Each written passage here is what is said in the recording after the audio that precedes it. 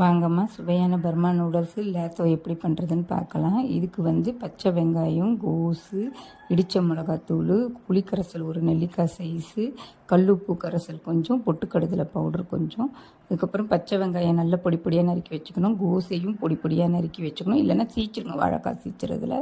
அதுக்கப்புறம் கொஞ்சம் கொத்தமல்லி, வறுத்த பூண்டு, வறுத்த வெங்காயம் கொஞ்சம் எடுத்து வச்சுக்கோங்கம்மா. அந்த ஆயில் அப்படியே நம்ம இதுக்கு யூஸ் பண்ண போகிறோம், அதனால் கொஞ்சம் ஆயில் ஊற்றிக்கோங்க. போட்டுட்டு எல்லாமே வந்து இப்போது வந்து கொதிக்கிற தண்ணியில், நல்லா கொதிக்கிற தண்ணியில் கேசரி கலர், உப்பு, எண்ணெய் போட்டு இந்த நூடுல்ஸை போட்டு ஒரே கொதியில் வடிச்சிட்டு பச்சை தண்ணியில் அலச்சிடுங்கம்மா. அலச்சிட்டு நல்லா வந்து கொஞ்சம் ஆயில் போட்டு பெசரி விட்டுக்கோங்க. இப்போ நம்ம கட் பண்ணி வச்சுருக்கிறது எல்லாம் ரெடி பண்ணி வச்சுருக்க எல்லாத்தையும் ஒன்று ஒன்றா போட்டு இதில் நம்ம வந்து நல்லா பெசரி கொடுக்க போகிறோமா. பெசரி கொடுக்கும்போது டேஸ்ட் அருமையாக இருக்கும்.